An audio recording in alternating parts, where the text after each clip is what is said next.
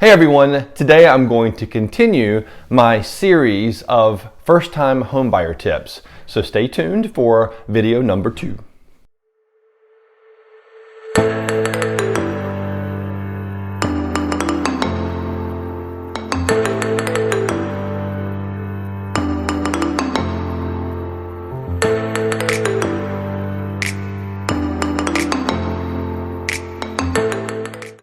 I'm William Corbett with Port City Living at EXP Realty, serving the Greater Wilmington, North Carolina area. If you haven't been here before, you might want to consider subscribing and hitting that little bell because I upload videos once a week about real estate and about Wilmington, North Carolina and the surrounding areas.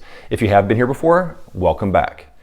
So in the last video, we started the conversation about tips for first-time home buyers, and we started talking about preparing yourself mentally, monetarily, making sure your credit was up to par where it needs to be in order to afford or be able to get a loan from a lender. Preparing mentally, what I mean by that is just knowing that you're going to be a homeowner. So there's lots of responsibility that comes along with that. You can't just pick up the phone and call your landlord to fix something. It's going to be your responsibility. And as a homeowner, you want to also make sure that you're maintaining the home, all the systems and the components about the home, so that one day if you go to sell, you've got a really good product and everything's working properly and you can get top dollar for it. Tip number 2 was how to find a realtor and specific questions you may want to ask that person. And tip number 3 was getting pre-approved with a lender, because we know that when you make an offer, you want it to be as strong as possible and you want to be able to submit that approval letter with that offer. Tip number 4. So this is the fun part. So now that you know what you're able to afford and your lender has told you exactly what your top amount is, now you start looking for your property. So you're going to start going to open houses, you're going to start looking on different websites.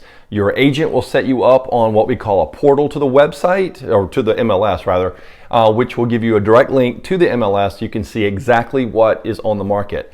But let me just tell you, by all means, whatever you do, do not use Zillow. Don't do it! It is not accurate. Zillow does not update their information on a timely basis.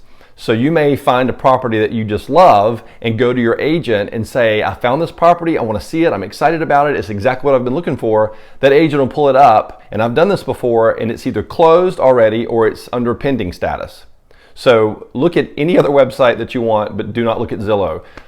Most every single agent on this planet has their own website with their company that directly links you right to the MLS. So it doesn't get any more accurate than that, I'm telling you. So just do your research, drive around the neighborhoods or the city that you want to live in to find the specific area that you like. If you're looking for a specific school district, then you want to narrow your search down just to that area.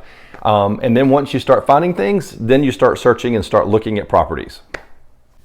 If you are thinking about buying in the Wilmington, North Carolina area, you can click the link below directly to my website and you can search for homes there. So tip number 5 is to work with your agent on getting statistics on your local market. You want to find out things like, is it a buyer's market where you're looking to buy, or is it a seller's market? I think right now we're predominantly in a seller's market most everywhere, but you want to know that going in. You also want to ask them what is the percentage of list price to sell price, so you'll know, are houses getting almost exactly what they're being listed for or not. You want to ask if the market is set up to where the sellers pay closing cost for buyers. Is that a typical trend in the area? You want to ask how many days on the market a property stays on average in a neighborhood. You want your agent to pull those stats for you so you'll know going in what you can expect from an offer. Sometimes I tell my buyers that if you see a property you like and it's been on the market quite a while, you may have a better chance of being able to negotiate a little bit more, but that's not always the case. Properties that are just hitting the market, I just spit, that's funny. The properties that just hit the market, you're probably not gonna have a lot of wiggle room when it comes to negotiating because it is brand new on the market. So you need to think about these things when it comes time to searching and making offers. Tip number 6 is simply knowing what you want. Are you looking for a 3-bedroom, 2-bath brick ranch? Are you looking for a condo? Are you looking for a townhome? Do you want a screen-in porch? Do you want a two-car garage? So think about the things that you really want to have in a home. I tell my buyers that there are wants versus needs, and I need 3 of your needs, and then we can add the wants in later. So I will tell you from experience that if you get too specific in your wants and needs, it will narrow the field of what you're going to see down quite a bit. Just experience. So just know that. Make it as broad as you can. The other thing that you want to think about is being mindful of scheduling time for your agent and for the sellers. You want to give at least a 24-hour notice if you can. The seller needs time to prepare, to make sure that the house is tidy, to make sure it smells good and there's music playing, the lights are on. They want to present to you the best product that they possibly can.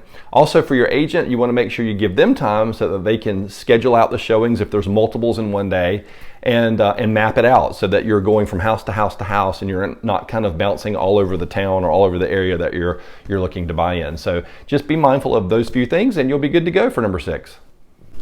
So that concludes my second video in my series of 3 for the top 10 tips for first-time home buyers. If you like this video, give me a thumbs up. You know what to do and you know how to do it. And if you like these videos, then consider subscribing to my channel because I bring you all kinds of information like this. And if you missed the first video on in the series, you can look right here or you can look down below and you can click on that and find out all the information. And then you can watch them in sequence over and over and over again. So thanks for stopping by and consider subscribing to my channel. Thanks so much. So that's it for the second video in my 3-video series of top 10 tips.